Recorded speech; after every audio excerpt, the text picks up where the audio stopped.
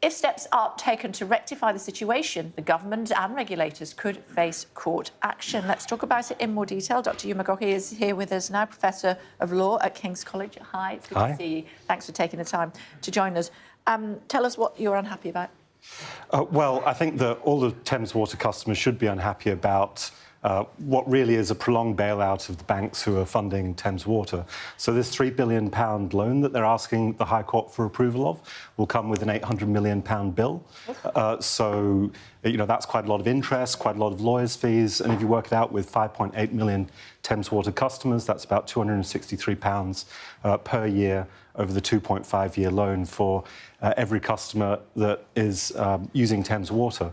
And this is on top of around 200 extra pounds a year that is paid to private water companies because we have a privatised system in England.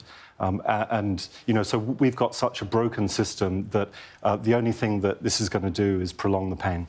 How did we get ourselves in this situation? Well, since 1989, we've had privatisation of English water. We are exceptional in the world. So 90% of cities around the world have public ownership of water. It costs less. There can be more infrastructure investment. You know, it doesn't have to be this way in England and Wales. What the government has the option to do, instead of the High Court approving this loan and continuing, is it can make companies that fail and pollute lose their licences. It can put them into special administration. And actually, the banks that are holding the water companies to ransom don't have to be bailed out in this way.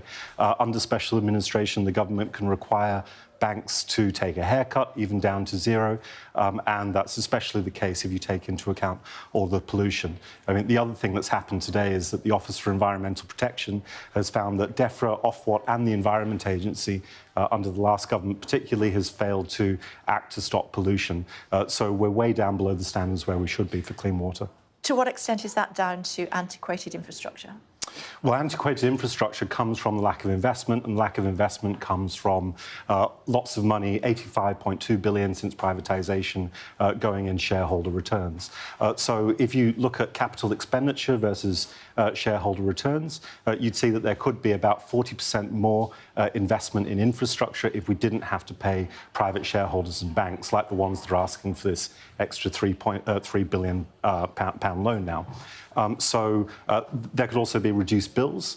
You can take that 40%, use it for whatever you want. But that's why we've got some of the worst water outcomes in Europe. We're below Albania now in terms of our drinking water.